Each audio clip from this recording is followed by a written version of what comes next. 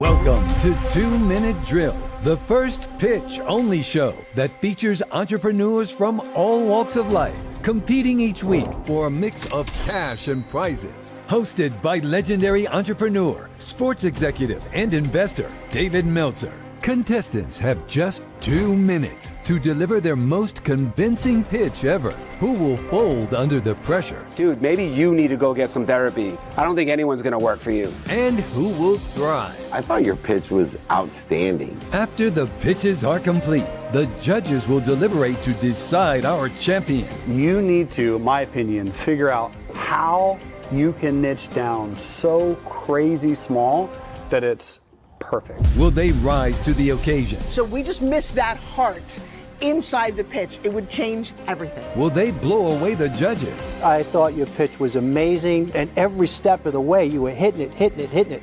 And I'm like, in my mind, I'm going check, check, check. I love how concise you were about the value. It saves money and it saves time. Will they be crowned champion? Your 2 minutes starts now. David Meltzer hosts 2 Minute Drill.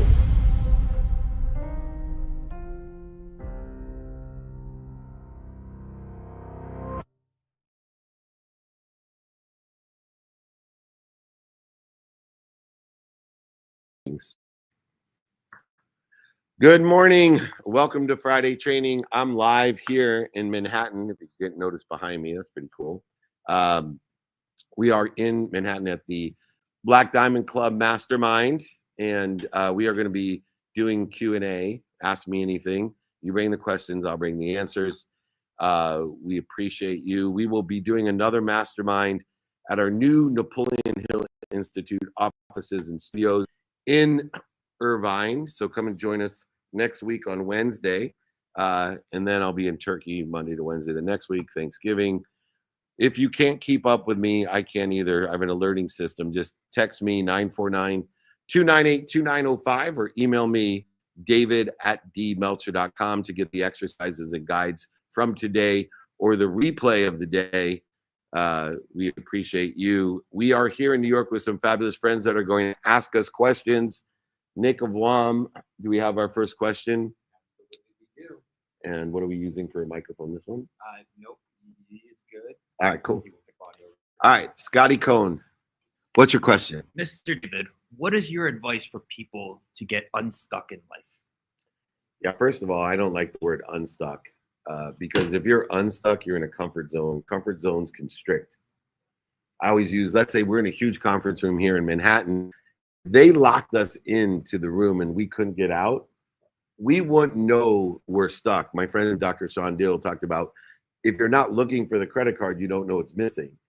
So if we don't try to stay in a learning zone, we wouldn't know that we're stuck. Stuck is an indicator that you're in the learning zone. It means you're trying to get out, trying to find the credit card, trying to do things. Too many people, they are afraid of being stuck because somehow they think it's a negative to be stuck.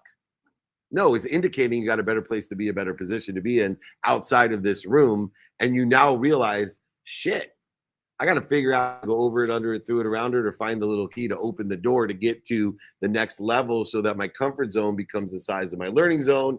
My learning zone is in the capacity of what used to cause me to be anxious, called the anxiety zone. Now it takes so much more in my life to make me anxious because I'm stuck.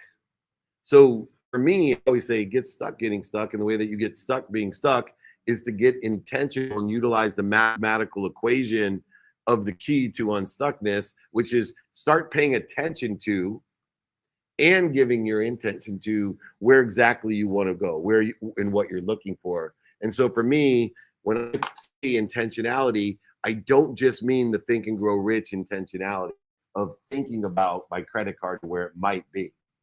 I'm going to do everything to get unstuck. I'm going to say everything aligned with where I want to be or better. I'm going to think everything aligned with where I want to be or better. I'm going to believe it, like in Think and Grow Rich, and feel it is the final and fifth intentionality. And so I take the time when I feel stuck, which I do because I'm constantly in the learning zone. I'm constantly expanding. I don't believe in transition. I don't believe in pivoting. I believe in an expansion of skills, knowledge, and desire. And the alignment of change, which is happening faster and faster because instantly you come to an agreement with yourself or others. In other words, you make a decision. And if you're utilizing the learning zone, you're going to feel stuck. You now have to align with time that is changing, value that is changing, and emotions that are changing. So how can we align with all three of those when they instantly change in a written, implied, verbal, even with a contract and consideration, which is money put forward? How can we comply is to then align the best that we can, our skills, knowledge, and desire with our intention. Okay, here's what I'm going to do today, according to the circumstances of today, deriving lessons from the past in alignment with a divine direction where I think I want to be or better. So now every day I'm doing, saying, thinking, feeling, and believing towards where I think I want to be or better. But COVID hits tomorrow, it could be a whole new divine direction. Now I got to figure out how to take that detour and make it divine in its direction and allow for divine time to keep teaching me where is better, what is better, who is better, how is better. It only comes in that infinite time zone. But if we use the 24 hours every day in attention, what you pay attention to and what you give intention to is the key to getting unstuck or to allowing bigger things to get you stuck, or in other words, getting stuck. In other words, allowing the coincidences, consequences, results that you want in your life. So I constantly am paying attention to when I'm stuck. Okay, that door's got me stuck in this room.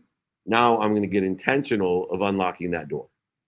I'm going to do everything I can today, say everything, think, feel, and believe everything to figure out how to open that door. And when I do that, I know that I'm statistically progressing because it's behaviors, intention that creates your progress. Good behaviors are aligned with the time, value, and emotion that changes. Bad behavior interferes with it. Your good behavior may be my bad behavior. Your bad behavior may be my good behavior, defined by where I want to go and what I want to do and who I want to be with.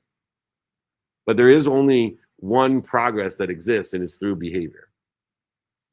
It's not the outcomes. Outcomes are not indicative of your behavior. Progress is indicative of your behavior. And then people get frustrated or feel stuck because they have certain behaviors, but the outcomes aren't aligned because time, emotion, and value are changing. So they get frustrated, stuck, worried, anxious. They're actually creating more bad behavior, more resistance to where they want to be or better, instead of using the wisdom and faith that its behavior creates progress that you don't understand or know, not the outcomes. Behavior does not create the outcome. Outcomes are indicating where you're supposed to be. Outcomes are indicating where you're supposed to be. They're not related to the behavior. Behavior is only a direction, a divine direction of your progress. There's no way your behavior doesn't create the alignment in your progress, good or bad. It will not create the outcomes you want. The outcomes that you want exist in infinite time, and you're trying to utilize a man-made construct of time that by the end of the year, you're going to make over $1 million. What are you, high? Don't you know math? That's impossible. But I'll tell you what I will do is I'll create behaviors of what I do, say, think, feel, and believe aligned with making more money as fast as I can. You see the difference? And that's why people feel stuck, because they don't understand the learning zone is meant for you to feel resistance, to indicate that you have a better place to be, a better position to be in, to expand who you are and expand the room you're in, to find out that what you think you want, there's something even better. And every one of us, if you look back in man-made constructive time into history, linear history, at the failures, successes, mistakes, shortages, voids, obstacles, defining moments, historical relevances that have indicated to you that you're stuck and have failed, or has it? Is it just an indicator that you have a better place to be, a better position to be in, and now you have more wisdom in order to get there, and an increased amount of faith that you're going to get there or better, even though you don't understand or know how losing everything could be an indicator to put me in a better place, a better position. By getting breast cancer could be actually protecting, promoting, loving, and perfecting me. It's hard. It's hard, especially when we look at it in the challenging times of ourselves, when we think that outcomes are indicative of our behaviors. And then what do? We lose faith. How could God do this to me? Why am I being punished? There is no God. Those are exact words that still come into my mind for minutes and moments. I woke up early whenever I'm home, and I'll drive down to see my mom so I can be there when she wakes up. She suffers from dementia. And I'll go there, and she'll start to realize that she's repeating herself. She asked me maybe 7 times last time I was with her, "So are you traveling?" "Yeah, Mom, going to Vegas, I'm going to New York, then I'm going to Wisconsin, then I'm going to Orange County, then I'm going." And then 3 minutes, "So are you traveling?" And then she starts to realize it. So she's like, "I really got to go." And in the man-made construct, not the quantum, understanding why I'm there, my behavior is not giving me the outcome that I want. And it's not giving my mom the outcome. And I feel very stuck in a very significant relationship in my life, especially when I'm driving home after prioritizing a non-negotiable, my mom, and she calls me and says, "Hey, are you going to come see me today?" I feel stuck. But I know that the outcome of those circumstances are not indicative of my behavior or the progress I'm making in the infinite. Because I know my soul journey and hers is much more than the 81 years that she's lived or the 56 years that I have. It's hard to do because it takes a lot of wisdom, but it takes even more faith that somehow this really hard, stuck feeling in a significant relationship is protecting me, promoting me, loving me, and perfecting me in the infinite. That's a really great thing to practice. Good question. Thanks, Scotty. All right. We're starting off slow. Some sit over there. Yeah, sit next to me. It's like Santa. Except for you're not sitting on my lap. But I will give you a present. Appreciate that. And a wish. So you said something earlier that I've just been obsessing over since you said it, about sitting on the bench. And I think there's probably been no place in my life ever that I've ever set the bench except maybe like 7th grade basketball. You're a much better athlete than me. No, I'm not really that great at it. I just work hard. But I guess my question is really, can you just expand on that? What's the value of it? What am I going to get from it? Great question. So what I was discussing was when I went from being all CIF in high school in California with a big high school, a winning team, a history of Heisman Trophy winners, et cetera, names on my back and reflector plans, to playing for a small college and sitting on the bench. From being the star of a really good team to realizing you are now a small fish. And I have this great lesson that I later on utilize in my life, which is you're either humble or you're about to be. And can you learn to love true? Because I told everyone, I carried a football from the time I was 5 every single day, telling everyone that I was going to be an NFL star. Into college, would carry a football to me to class. But did I really love the game, or was it my ego because I was good at it? Because everybody else would say, hey, you're awesome. You're so small, but yet you're so good. Was that? And I had to learn that I loved football. I learned to love practicing. Think about that. If I could give my kids a gift, what would it be? Love practice. Love doing Spanish 15 minutes a day instead of living in the extra mile and 16 hours on a Saturday to get a B. Have them learn to love practicing Spanish or math 15 minutes a day because they're guaranteed an A. Because that's the empty mile. That's where people don't compete with me. I live in a mile with no competition because I have learned to sit on the bench with everything that I do because I'm learning to practice. Jim Mora, who actually went to my college, the coach of the Indianapolis Colts, right? Those guys practice? Yeah, practice. I love practice. Do I still, would I have loved the game? Would I have loved to keep on playing the actual? Yeah, but that's temporary. This is every day. Games were only 10 times a year. Practice is every day. And so as much as I sat on the bench, what did I learn from it? Is that practice creates progress. And it helped my team and earned respect. In my senior year, I was the captain. After sitting on the bench for 3 years, I was the captain of the defense and got to play in games again with a new appreciation for it. And I have taken that when I got out of law school and took the sales job. I outsold everyone in that company, made my first $1 million with a $250,000 comp plan because I practiced every day. I didn't have a family. I didn't have a house. All I wanted to do was buy my mom one. So I decided I'd practice selling every single day, and I out-progressed them. So that's what sitting on the bench did for me. And I will tell you, looking back in my life, I've done some extraordinarily amazing things in my life, experientially. I still will tell you the greatest experience, and maybe Dave will tell you from being a runner, professional track star, there is no greater experience still other than having my children and my wife, my marriage, that even compares to practicing football. Great question. You got it? Cool. All right, who's up next? We got the Eagle. Come on over. Everybody knows the paradigm shift. We are on almost episode 200, I think, of the paradigm shift. 191. 191 episodes together every Saturday. No weeks off. No weeks off, ever. It's not practice. You take off. That's right. Even on wedding day. That's right. I made you do it. My question for you is this. Earlier today, you were talking about connecting to an endless energy. Yep. I subscribe to that as well. You do it better than anyone I've ever met. In order to connect to something that's beyond our senses, you have to have a trusting, a knowing, a certainty consciousness. How are you able to expand that certainty to continue to stay connected to that endless energy? Yeah, so you're always connected, first of all. So that brings great certainty to me. So that paradigm shift, the reason we named that show for me was there's this paradigm shift that happened in my life that I'm always connected to it.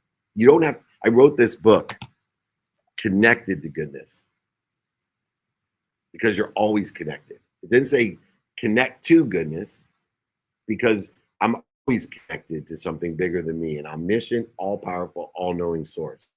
So in that shift becomes the realization, what am I doing to interfere with it? Which is the context of something I learned in the 11th grade in existentialism. I was studying Kierkegaard, no clue what I was thinking of, but I had this tremendous professor in AP English that's like, this is going to change your life, Dave. I am. Right there in Kirk. I am. And at 11th grade, I'm like, yes, I get it. Man, am I on a destiny, a search for what that means still. But what I have derived from those two powerful words, I am, is I am always connected. And when I worked from I am, not this is what I want people to think I am, which to me is the greatest interference of our children's lives, is the difference between I am and this is what I want people to think I am. It's always been a problem with children, but because of the amplified nature of social media and the access that they now don't even seek what other people want them to be, or it's just flooded into you and into a social silo, that these words, I am, and my mantra, you know this, I am happy, I am healthy, I am wealthy, I am worthy. What am I doing to interfere with it? Not I'm going to get it, or they want me to be it, or this is what is missing from my life, this is what I don't want in my life. No, no, no, I am. What am I doing to interference, and how many minutes and moments am I spending in interference? Because I am connected to God, to a life source, a healing source. There's many doctors in here that subscribe and have taught me the exact same thing that I'm saying, that are traditionally trained in medicine. Traditionally trained that this is how it is, but they believe there's something bigger, and all dis-ease is the interference of something bigger. And so that paradigm shift for me gives me certainty. I will tell you, even in giving, I tell people sometimes I think they might be offended. You don't give if you're not aware of all you're given, like when you get cancer, or when you lose everything, or a girlfriend or boyfriend leaves you, or you get divorced. If you don't realize all you're given when you're stuck, Chris, if you can't find through gratitude and forgiveness all that you're given, and then you're not worthy of receiving it, and you're not faithful enough to ask for more, then you don't believe in God. You're not certain at all. You have way too much doubt in that, because if God is omniscient and all powerful and loves you more than your mom, then there's more than enough in everyone. You should be asking for it, praying for it, wishing for it, and giving your attention to it and through it for you and other people. And this, as I said, is something that you know, and you also didn't have. No faith, no spirituality, all about the energy of money that will buy happiness and love. And there wasn't enough of it, but I could outcompete you for it. I could trade you, negotiate you, oversell you, back end sell you, manipulate you, lie to you, and cheat you out of your money. No more for me. There's plenty of it. I just have to give it all away, elevate my awareness to all that I'm given, from giving it away, doing my best, learning lessons, having fun, be worthy of receiving it, and then have faith that there's a God that's bigger than me with more than enough of everything, and I'm going to ask him for it. I'm going to ask other people for it. I'm going to wish for it, hope for it, dream about it, do, say, think, feel, and believe that it's already mine. I just got to figure out what I'm doing to interfere with it. I am. What am I doing to interfere with it? The certainty only comes from the unknown, and saying, believing, and feeling that there's more than enough, that there is a God. And, let me give you my hack on this, by the way, because people challenge me all the time. Why do you believe that? Because I'm an optimist.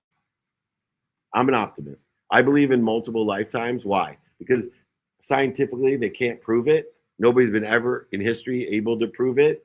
And so I love life. So I'm going to take the best billions of lifetimes.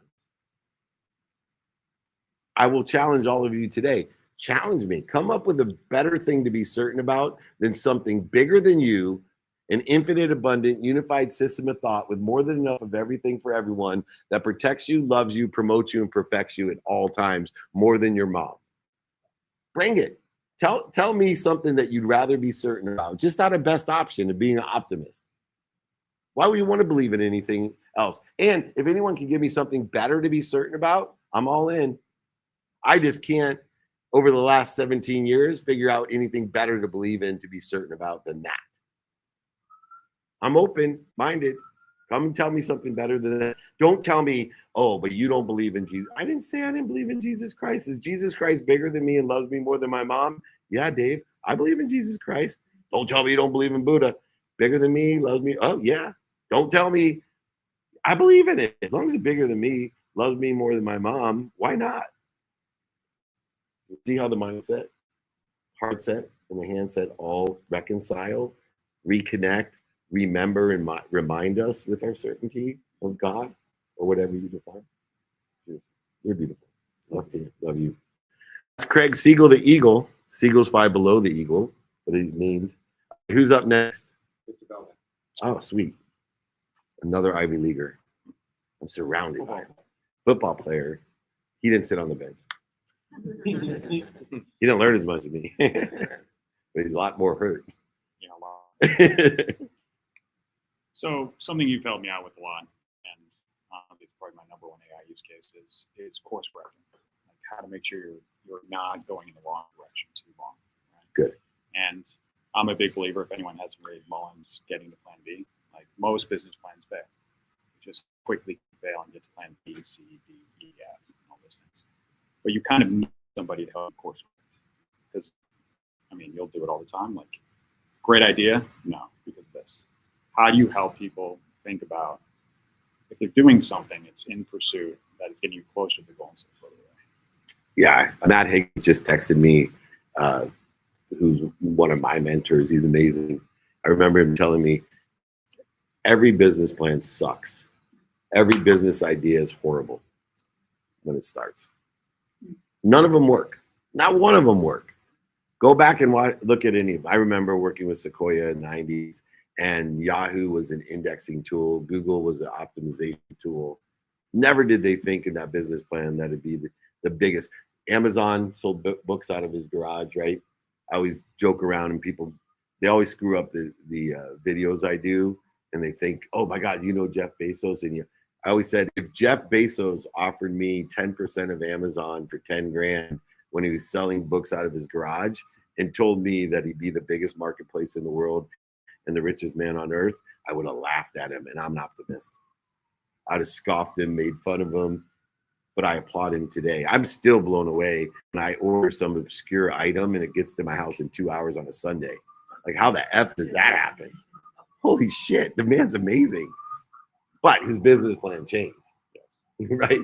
And so understanding expansion, not pivoting.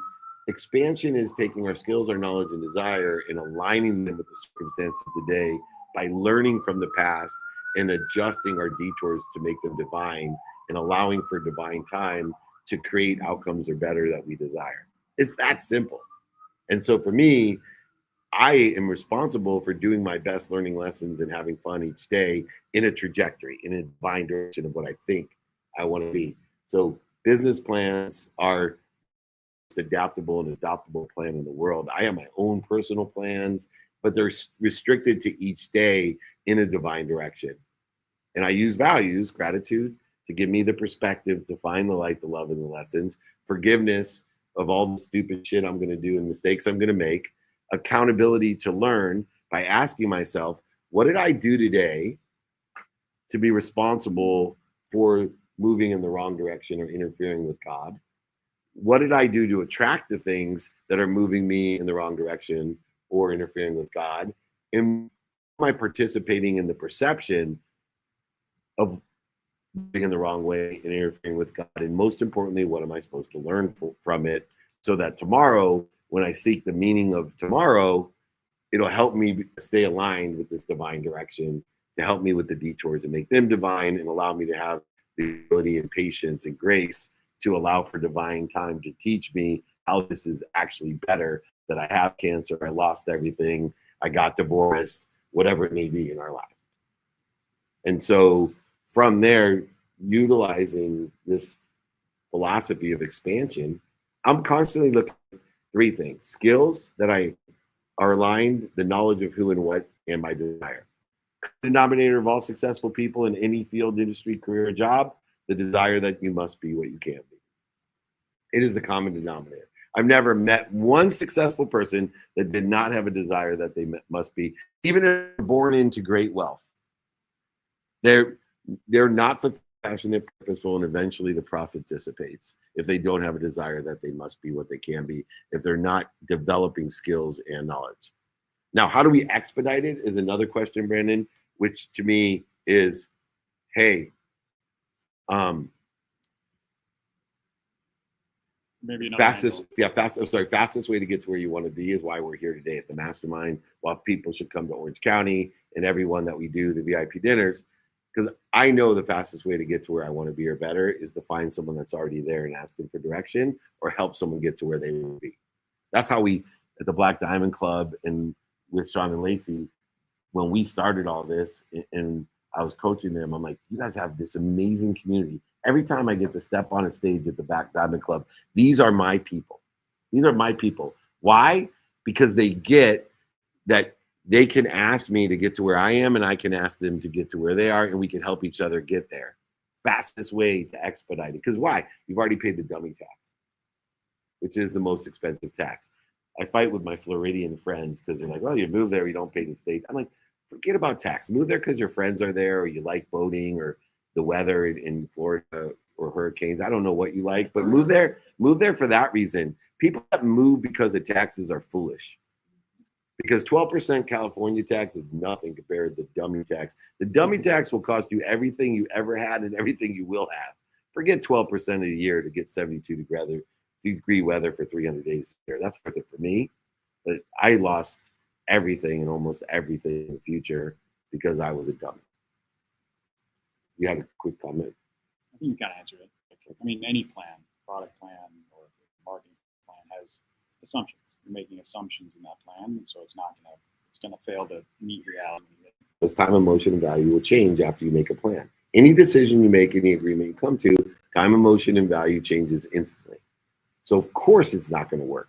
But I think one of the things you've really helped me at least accelerate that learning is to find out why it's not going to work as quickly as possible. Through gratitude, forgiveness, accountability, and effective communication or inspiration. Yeah.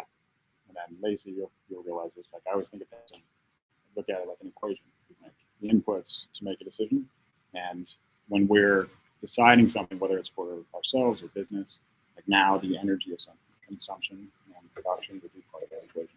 And so, how have you thought about that over time, giving people like the ability to increase the inputs and understanding? Because you can't change what you don't measure, right? So right. Like, how do you give them insight into being better every day?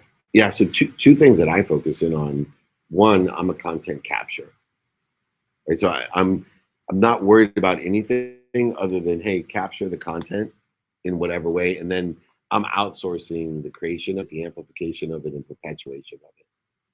And so two, one of the things that I've learned to do that great leaders are able and capable of doing with the infinite amount of information that's accessible today is that the best thing I can do is to put things into context, framework, so that you can control the inputs that are infinite. So if there's no framework, it becomes exhausting. And that's what people who are constantly on TikTok or Instagram or social media without any framework or context get an overwhelming feeling, because it's like drinking through a fire hose at all times. And unfortunately, it feeds you the interfering information more than it will the ease that you want. So now you have a duplicative negative of being fed negative information with no context, which allows you to have no direction. Creating framework. So that's why, 3 no rule, 25 no rule, 5 daily practices. These are all frameworks or contexts in which you can gather the information that you want to gather and utilize it. Know your what, know your who, know your how, apply, know your now and apply your why, whatever it may be. I love to give people a framework or a context in order to facilitate more ease and better behaviors that are aligned with where you want to be, or better, which gives better progress. For me, making a lot of money, helping a lot of people, and having a lot of fun by doing my best, learning lessons and having fun, by using gratitude, forgiveness, accountability, and effective communication. You see how it's almost a matrix for me, all continual contextual framework in which I can process my activities, paid for, unpaid for, planned, unplanned, sleep, once again in context, negotiable, non-negotiable time. These are just contextual things that you can utilize in order to facilitate being happy, to progress faster, and to aggregate more good into your life, to have exponentiality of the outcomes that actually are aligned with where you want to be or better. Not necessarily you can understand or know how they're aligned, but they are aligned with where you want to be or better. All right, you need. You got Mr. Hanley up next. Chris, come on over. All right, we're at the halfway point. We're here in Manhattan at the Black Diamond Club Mastermind, and we have an incredible group of people here that want to help each other, know people help each other. Same with our online community. Blessed to have over 100,000 people registered after 25 years. Please come join us. We're going to be in New York City VIP dinner tonight. I'll be in Wisconsin over the weekend. Then we have a VIP mastermind, investor mastermind, and dinner on Wednesday at our new Napoleon Hill Institute offices and studios in Irvine, California. And then I'll be off to Turkey doing meetups, holding courts. But speaking of turkeys, Chris, stop for me. I'm sitting on the bench. So I remember in the fireside chat a little while ago, you and Lacey were talking about 80% of the time as an entrepreneur in a business, you're either breaking even or losing. So I know you talk about owning your calendar or your relationship with time. What would you say to someone that's struggling? Some simple pro tips that they can implement right away to change that so they can be more productive in a world where we're just bombarded with information and distractions. I love that question. So my objective of the usage of time is threefold. One is productivity, which is to provide more value to me and others. Two is accessibility, to be more accessible to others and access what I want, which is a duality. And then three is gratitude, to quickly be able to find the light, the love, and the lessons in all the activities in my day. In other words, learn to love what I don't like, don't love, other people don't like or love. So for me, those are the lenses in which are my objective or my intention of time. And so the easiest thing to do is to first figure out what's important to you and make it non-negotiable. Because minutes is worth more than 2 hours on a Saturday. And you can use my Spanish example. You study 15 minutes of Spanish a day, you're going to get an A. You study 15 hours on a Saturday, you're going to get a B. It's that simple.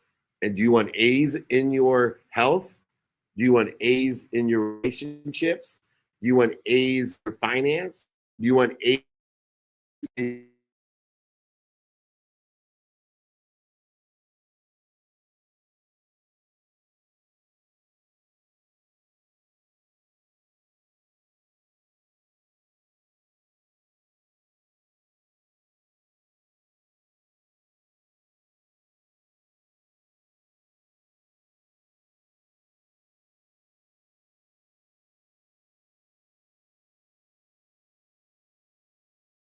I keep doing that. And believe it or not, my non-negotiables each day, 7 days a week, no pity about, oh, you never go off the grid. What grid? I want to stay connected to God. And I know that these are just activities. That's why I like activities I get paid for. I mean, I stepped on a stage in Cancun at what used to be the Ritz-Carlton. It's the Altair. Highly suggest the resort. My wife is in the spa. I have Nick and Serafina with me, 500 FE jewelers, wealthy, well-dressed, kind, energetic people, literally elevating me, thinking, I've worked an entire year of my life and not made this much money for being part of this collective inspiring. Like tears were in my eyes after Nick asked me, like, what? I've never seen you. I was like, holy shit. This is my life because I made certain things a non-negotiable. So the simplest thing is, one, know your non-negotiables. Mine, minimum of an hour a day on my health, minimum of 30 minutes with my wife, minimum of 30 minutes with my 14-year-old son, minimum of 2 minutes with my 3 daughters. I asked for 5, they gave me 2, and I said minimum. I want more. Marissa gives me more. The reason Marissa gives you more, one of the rules I've learned about raising children, first stage of raising children, idolization. Second stage of raising children, demonization. Third stage, which Marissa's in, humanization. They start to realize, gosh, my dad's a human. And hopefully you're a good human, and then they like you. Pretty cool is good for me. What about spending a minimum of time being intentional about your time, minimum of time in faith, minimum of time studying your finance? You want simple things to do if you're not where you want to be financially? Look at your account balances every day. Doesn't take much time, but it will help you help you immensely not to be afraid of the mail or your account balances. I was worth over $100 million, afraid of my account balances and afraid of my mail. What kind of control of intentionality is that if I don't know my account balances and I don't know my mail? That's looking for what you don't want. Why? Because if my bank account went up $100, I was super happy, and if it went down $100, I thought I was a loser. Because my entire identity was based off of how much money was in my bank. Because I dreamed about having a lot of money in my bank. And I was full of scarcity and fear that someday I wouldn't have any money in my bank. And guess what? I got exactly what I was worried about, because worrying is a duplicative negative. Not only is it interfering with what I want, but it's praying for what I don't want. And for all these doctors in the house, I promise you, you must have taken a lot of tests. And we all know that went to graduate school, especially when you're worried about something being on a test, you're just guaranteed it's going to be the first question. Guaranteed. So don't make the things you don't want the first of your life. It will happen. Thank you, brother. Thank you for all your help in Napoleon Hill as well. All right, we're rocking and rolling. Nick of Time. We got the incredible Lori Levine here. Oh, Nick of Wam, sorry. He's advanced. Nick of Time used to be a fishing one time. Now he's the Nick of Wam, the well-oiled machine. Lori, Hi. founder of Scott's Protein Balls. I just want to say publicly, I love your husband's balls. They love you too. I have a, no, I should say. My wife will get mad. But they're just great balls. They taste wonderful. Thank you. And they're healthy. They are. I have Lots of protein in those balls. I'll cut Can I Dave continue? off. I'll stop Dave now. So Dave, I'm just like you. I'm the eternal optimist. I think You're it's an going to be optimist. sunny. Yes. What do you do with everybody in your life, personally and professionally, who you can't be your true self, who they're happier when you're down and out? You know, I had cancer. I rose above it. I started a business out of it. I have people in my life who just don't get it. And, you know, I started the business at 52. I was not a young entrepreneur. I was a CPA. What do you do with the people where you feel like you have to dim your light? Oh, And, you yes, know, great question. it's a real problem for me. So let me give it a framework. All right, let's do it. So I evaluate all relationships in my life with 3 criteria, and it's changed throughout the years. So the first one is, how relative is the person to me? If they're quite relative. Right. So we evaluate saying, this is my mom. That's very relative. But my mom's always worried about me or making me feel bad about myself or whatever. Secondly, what's the association that I have with the person? So the association may be one of requirement, like being a mom or sitting on a board of directors or having a cubby hole next to somebody or being in a card group with you or a tennis club. There's associations, an interesting evaluation beyond relativity. We associate, have to associate with people.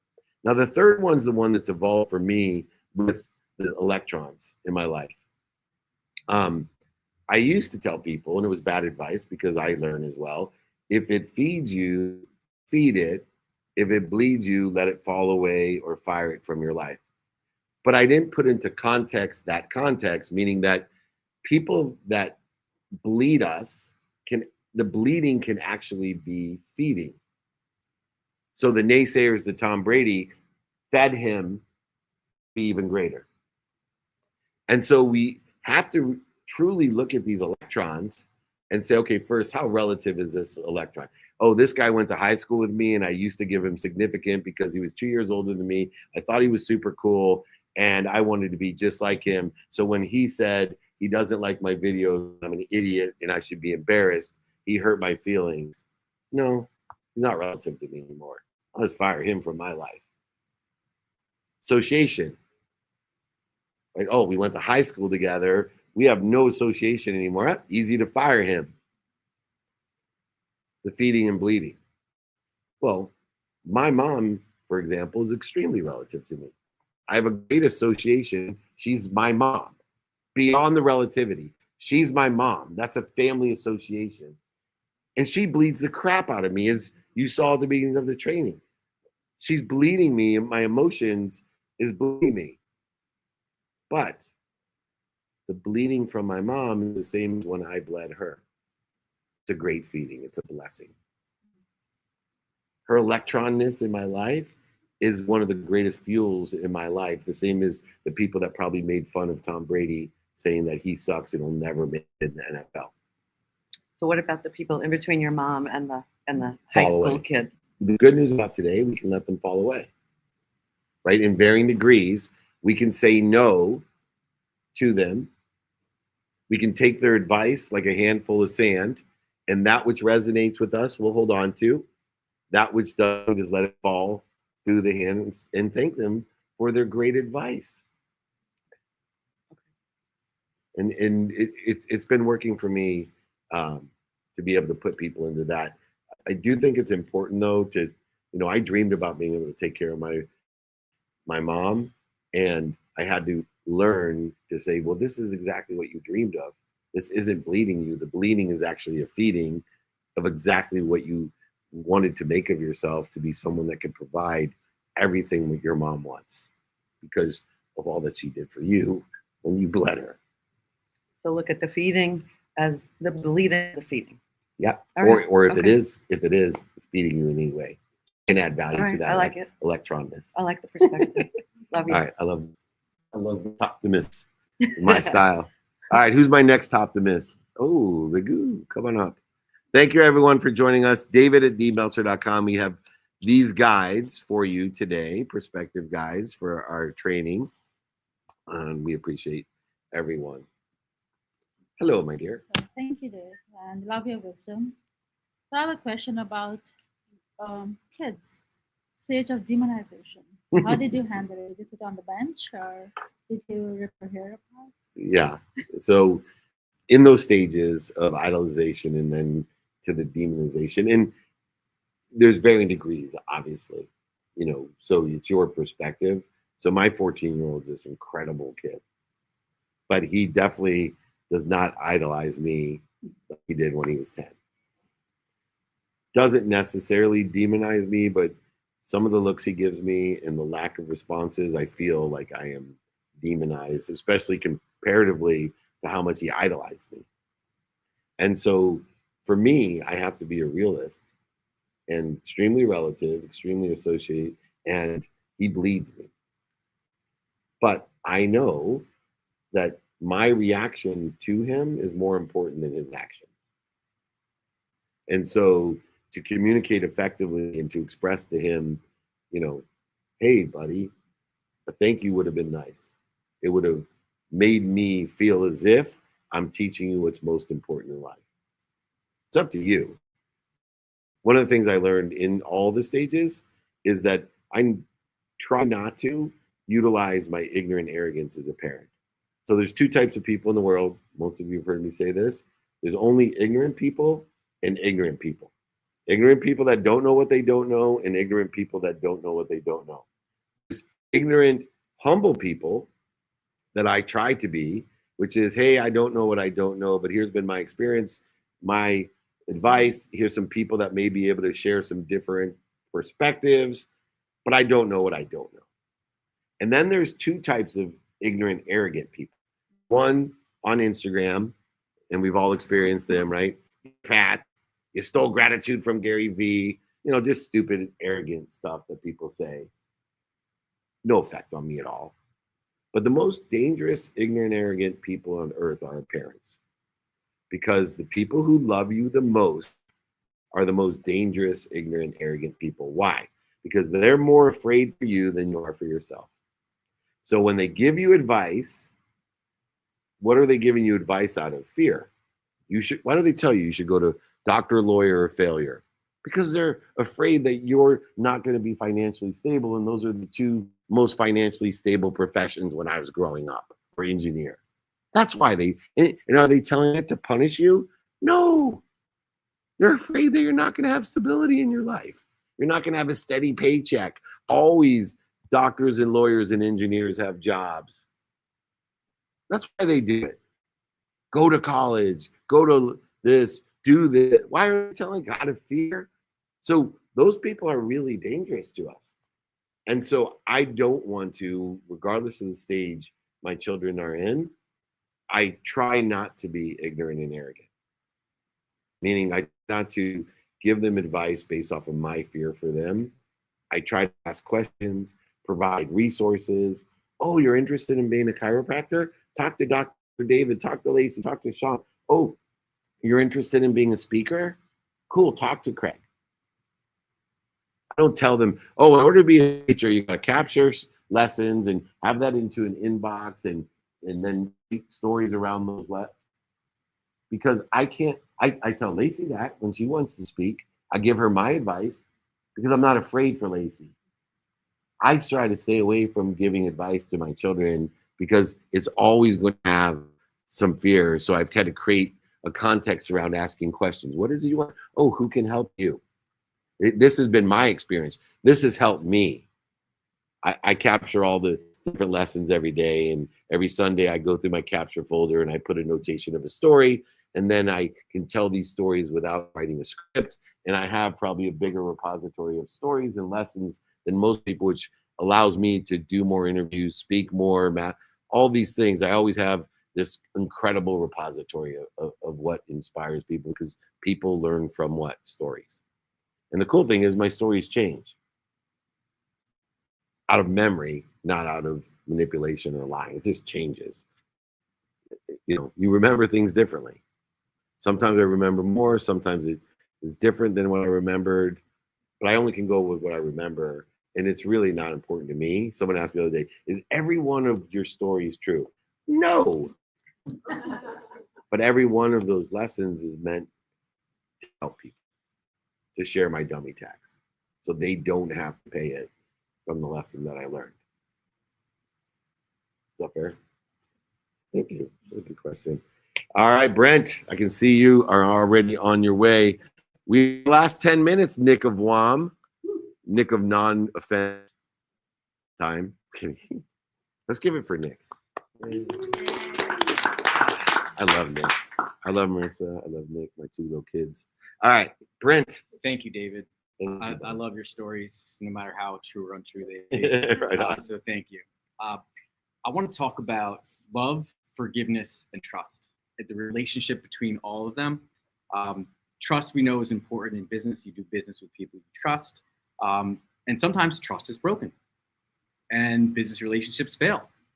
At what point do you forgive, love, and retrust? Wow. Okay, so first, defining trust for me.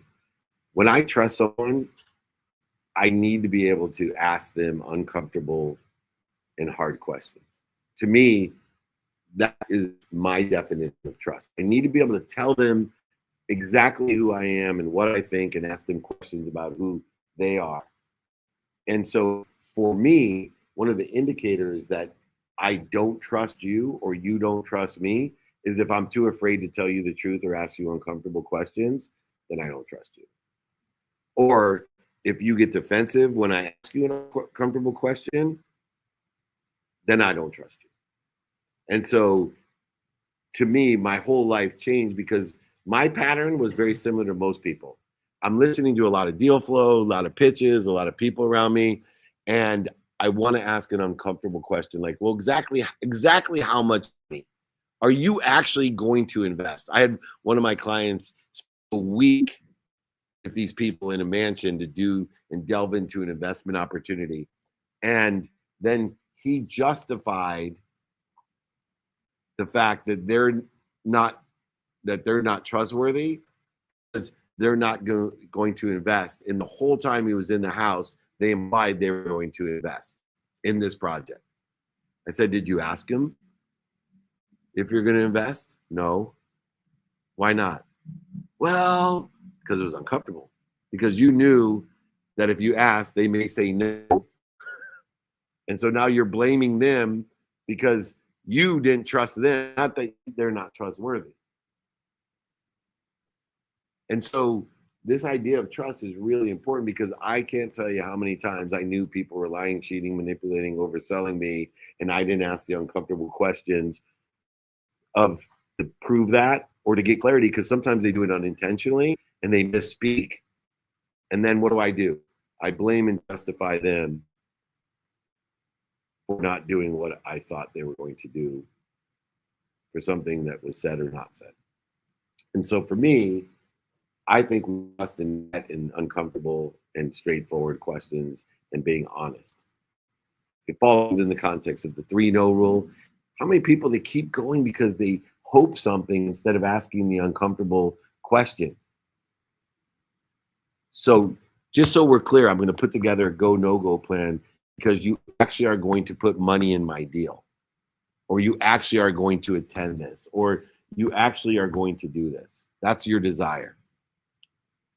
When you say 300% growth, how much money is that? How much money did you do last year? $30. Oh, I was assuming 30 million. A little bit of a difference. Liar? Nope, not a liar at all, the guy. Very trustworthy. Manipulative? Most likely. But you find out whether he's trustworthy by asking him the hard and uncomfortable question. You get how that works? And I'll tell you what, in marriage or in a relationship, those are the people we trust the most. And most of the time, in the most trusted relationships, those people have no problem telling us the truth or asking hard questions. Really great. Thank you. Awesome. All right, 5 minutes left. We got one more question from the amazing Jason. Come on over. You're the next contestant on Ask Me Anything. You bring the questions, I'll bring the answers. Like a middle-aged mutant turtle's face. All right, last but not least, what do you got for me, brother? So, understanding that time is our most valuable currency in the human experience. Yes. Will you go into a professional project considering it potentially being a loss leader with the hope that there would be monetary or relationship benefit down the line? Great question. So one of the things in all the conversations that we had today here, especially about time, that has been missing is that the first step for everything I do is a timing and risk tolerance analysis. It's the biggest mistake that everybody makes, whether it's personally or professionally. What is your timing and risk tolerance? Because if you know your timing and risk tolerance in what you're doing activity-wise, you will be disappointed a lot of the time. But you never will feel guilty or resentful about the activity, investment, or intention that you had. There's a big difference. Let me give you my best example of timing and risk tolerance. When we buy a lottery ticket, most people, when they buy it for $2, know that you have a 1 in a billion chance to make on average $500 million. 1 in a billion chance to make $500 million. And you will know this on Saturday at 8 p.m. You got your defined timing and risk tolerance of your $2. Most everybody, and sometimes everyone, by the way, because it carries over, most everybody is disappointed on Saturday at 8 o'clock. But yet more and more people keep playing the lottery. Why? Because they're not resentful or guilty about it. Because they know their time and risk tolerance, and everything occurred aligned with the timing and risk tolerance that they had in that opportunity. So when I make an investment of time, when I make an investment of emotion, when I make an investment in money, as long as I know my timing and risk tolerance and have asked the uncomfortable and difficult questions to align it as best as I can, I get disappointed all the time. But as long as it's aligned with the timing and risk tolerance, I never feel guilty and resentful. I actually feel good about the experience because I already predetermined the experience is worth it. Whether I invest time, emotion, value, or money, whatever it may be. So many people can't tell me time and risk tolerance, perceived value, or bottom line in a situation. Some of you are my coaching clients. And you have to be annoying to be a coach and a parent. Why? Because you have to be repetitive and you have to tell the truth. Right? Eagle probably left for a thing. Man, I annoyed the shit out of him. Because I told him the truth all the time. And I was repetitive. My kids will tell you, I'm repetitive. I know that I don't learn things the first time. I don't even understand it. And sometimes I don't even hear it the first time. So if you're not willing as a parent to be annoying and honest, or as a coach to be annoying and honest, then don't do it. Because all you're going to be is completely disappointed.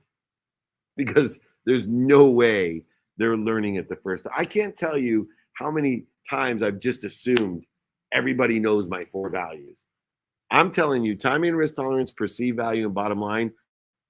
I do average 5 one-on-one individual coaching sessions a day, 7 days a week. And I can't tell you, so what should I just did it on the plane last night. So what should I charge? I have no idea. Perceived value, by the way, is your ability to comfortably and confidently articulate a value to exceed what you're asking for. It has nothing to do with any Wharton School of Business analysis of what pricing should be. It's literally just your ability to be comfortable and confident in articulating a value to exceed what you're asking for. Bottom line is very simple as well. What you're willing to take for what you're willing to do, or what you're willing to spend for what you're willing to buy. Bottom line, and that's when the 3 no rule falls into place. You go below my bottom line, no. Can't do it. It's not the right time. When it is, let me know. Perceived value, bottom line, timing and risk tolerance, not just with money, but with emotion. If you put things into that context, you will never be resentful and guilty. You will be disappointed according to the timing and risk tolerance. It's okay. Disappointment is cool. You learn from that.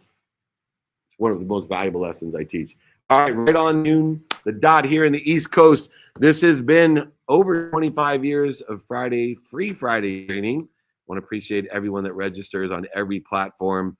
And I especially want to thank the members here of the Black Diamond Club Mastermind in New York City. If you're a last minute attendee, come and join us today at a VIP dinner, 5 p.m. in the city. If you're around, we'd love to see you. Next week, Investor Thanksgiving Mastermind and VIP dinner. Bedros and I will be leading the way with some special guests, Clinton Sparks, others, in Irvine on Wednesday. David at dmelcher.com. And if you're in Turkey, right before Thanksgiving, celebrate with me, meet up, holding court in a speech there in Turkey. Don't be a turkey. Join us. If you can't keep up with us this year, we're going to do more next year. So we had over 200 different events, meetings, etc. this year. Text me to keep up. That's what I literally use myself. There's a text alert that says I have a dinner tonight. 949-298-2905. Remember, most importantly, too, if you want the guides or exercises from today, they're free. My book is free. I'll pay for shipping and the book. But remember, most importantly, be more interested than interesting. Be kind to your future self and do good deeds. God bless you. Have a great weekend.